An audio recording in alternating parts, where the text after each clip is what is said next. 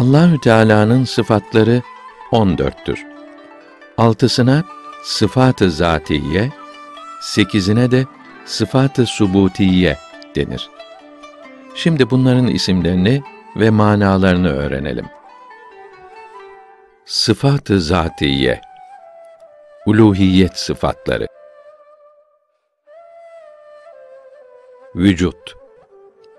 Allahü Teala vardır. Varlığı ezelidir. Vacibül vücuttur. Yani varlığı lazımdır. Kıdem. Allahü Teala'nın varlığının evveli yoktur. Beka. Allahü Teala'nın varlığının sonu yoktur.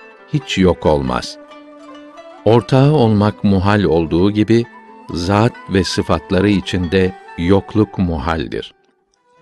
Naklen delil Allahü Teala'nın Hadid suresindeki 3. ayettir ki manası şudur: O her şeyden önce mevcut olan evveldir ve her şey helak olduktan sonra geriye kalacak ahirdir. Varlığı sayısız delillerle zahirdir ve akılların idrak edemeyeceği zatı ise batındır. O her şeyi bilendir. Aklen delil, varlığının evveli ve ahiri olsa, sonradan var olmuş olup, aciz ve nakıs olurdu. Aciz ve nakıs olan, başkasını yaratamaz. Vahdaniyet. Allahü Teala'nın zatında, sıfatlarında ve işlerinde ortağı, benzeri yoktur. Naklen delil, İhlas suresi 1. ayetidir ki manası şudur: Ey Resulüm, Allah'ın nasıl bir varlık olduğunu bize açıkla diyen o Kureyş'e de ki o Allah'tır, birdir. Aklen delil, eğer ortağı olsa alem fena bulur, yok olurdu. Biri bir şeyin yaratmasını ve diğeri yaratmamasını dilerdi. Muhalefetün lil havadis. Allahü Teala zatında ve sıfatlarında hiçbir mahlukun zat ve sıfatlarına benzemez. Naklen delil Şura suresi 11. ayetidir ki manası şudur: O göklerin ve yerin yaratıcısıdır. Size kendi cinsinizden çiftler yapmıştır. Davarlardan da çiftler. Sizi bu tarzda yaratıp üretiyor. Onun misli gibi hiçbir şey yok. O bütün söylenenleri işitir, bütün yapılanları görür. Aklen delil, bu sıfatlar onda olmamış olsa, aciz ve nakıs olurdu. Aciz ve nakıs olmak, Allahü Teala hakkında muhaldir. Kıyam bi nefsihi. Allahü Teala zatı ile kaimdir. Mekana muhtaç değildir. Madde ve mekan yok iken o var idi. Zira her ihtiyaçtan münezzehtir. Bu kainatı yokluktan varlığa getirmeden önce zatı nasıl idiyse sonsuz olarak hep öyledir. Naklen delil Muhammed suresi 38. ayeti sonudur ki manası şudur: Allah hiçbir şeyinize muhtaç değildir. Siz ise muhtaçlarsınız. Aklen delil, bu sıfatlar onda olmamış olsa, aciz ve nakıs olurdu. Aciz ve nakıs olmak, Allahü Teala hakkında muhaldir.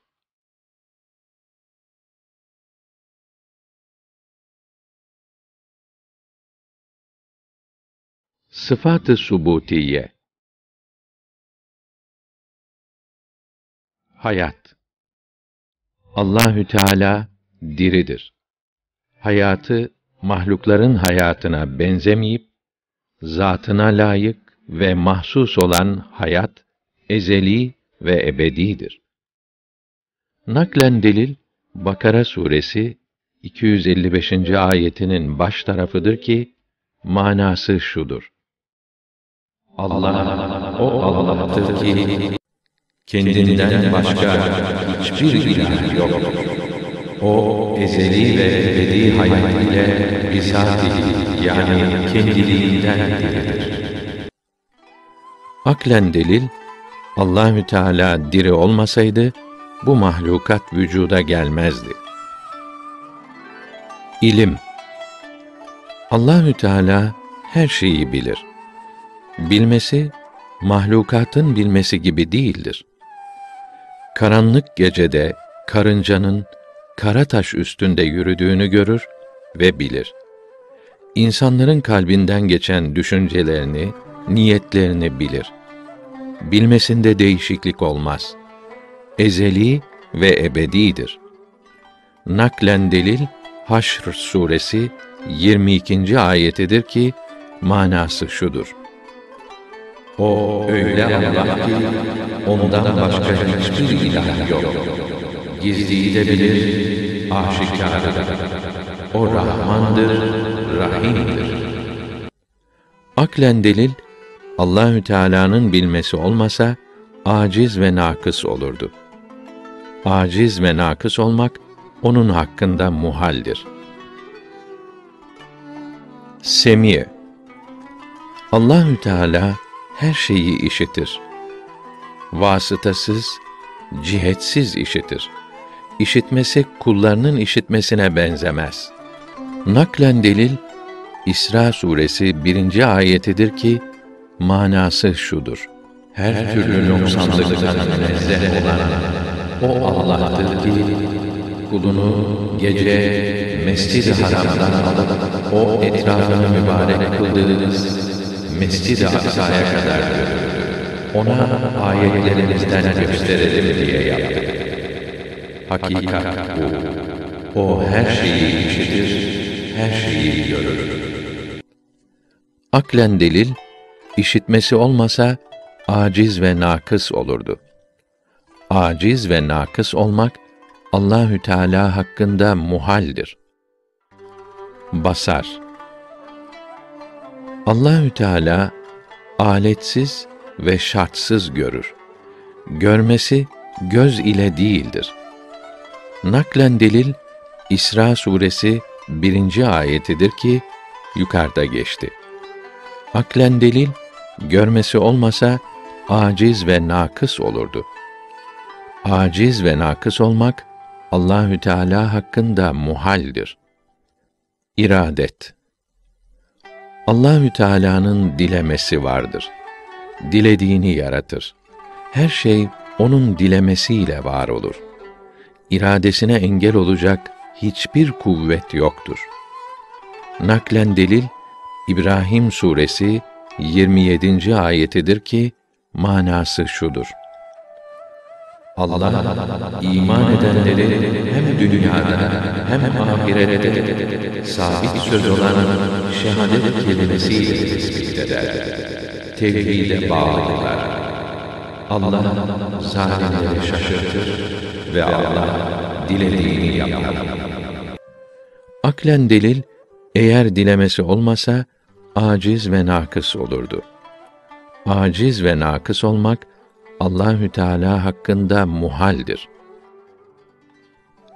Kudret, Allahü Teala her şeye gücü yeticidir. Hiçbir şey ona güç gelmez. Naklen delil, İmran suresi 165. ayeti sonudur ki, manası şudur: şüphe yok ki Allah her şeye hakkıyla kadirdir. Aklen delil, eğer gücü yetmese aciz ve nakıs olurdu. Aciz ve nakıs olmak, Allahü Teala hakkında muhaldir. Kelam, Allahü Teala söyleyicidir. Söylemesi alet, harfler, sesler ve dil ile değildir. Naklen delil, Nisa suresi 164. ayeti sonundadır ki, manası şudur: ve Allah Musa'ya vasıtasız hitap etti. Aklen delil, eğer söylemesi olmasa aciz ve nakıs olurdu. Aciz ve nakıs olmak Allahü Teala hakkında muhaldir. Tekvin. Allahü Teala yaratıcıdır. Ondan başka yaratıcı yoktur. Her şeyi o yaratır. Yoktan var eden sadece odur. Naklen delil, Zümer suresi 62. ayetidir ki manası şudur: Allah her şeyi yaratandır ve o her şeye vekildir. Aklen delil, yerlerde ve göklerde her şeyi o yarattı.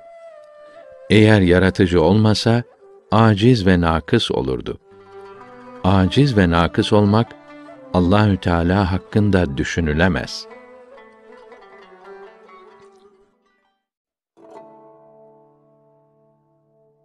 Sıfat-ı maneviye. 1. Hayyün. Allahü Teala diri olucudur. 2. Semî'un. Allahü Teala işiticidir. 3. Basîrün. Allahü Teala görücüdür. 4. Müridün. Allahü Teala dileyicidir. 5. Alimün. Allahü Teala bilicidir. 6. Kadirün. Allahü Teala gücü yeticidir. 7. Mütekellimün. Allahü Teala söyleyicidir.